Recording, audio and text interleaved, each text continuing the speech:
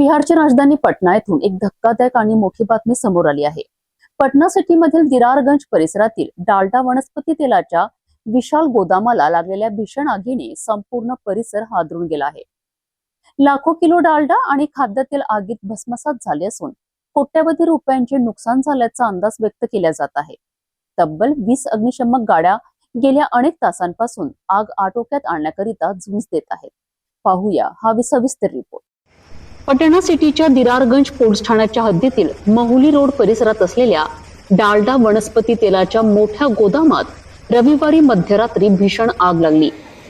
आग लागल्यानंतर काही क्षणातच ज्वाळांनी संपूर्ण गोदामाला वेढा घातला आणि परिसरात घबराहटीचे वातावरण निर्माण झाले। स्थानिक नागरिकांनी तातडीने पोलीस आणि अग्निशमक विभागाला माहिती दिली। घटनेची माहिती मिळताच पटना शहरातील सर्व अग्निशमक केंद्रांना सतर्क करण्यात आले। आग विझवण्याकरिता जवळपास 20 फायर ब्रिगेडच्या गाड्या घटनास्थळी दाखल झाल्यात। मात्र गोदामात मोठ्या प्रमाणावर साठवलेले खाद्यतेल आणि डालडा असल्याने आग अधिकच भडकली। तेलाच्या आगीमुळे बचाव कार्याला मोठे आव्हान निर्माण झालेत। आगीची तीव्रता इतकी प्रचंड होती की अग्निशमक वाहनांना आत पोहोचवण्याकरिता बुलडोझरच्या मदतीने स्वतंत्र मार्ग तयार करावा लागला।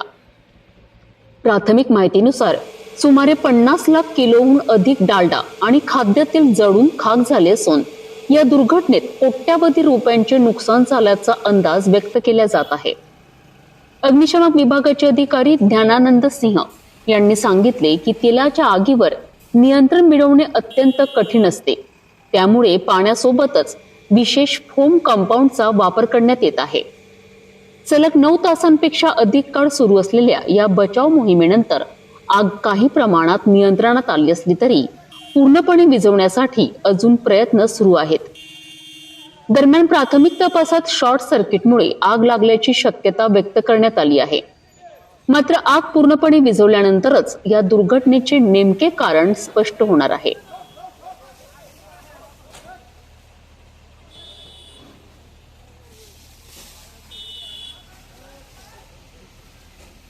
गाड़ियां निकालो ना जल्दी।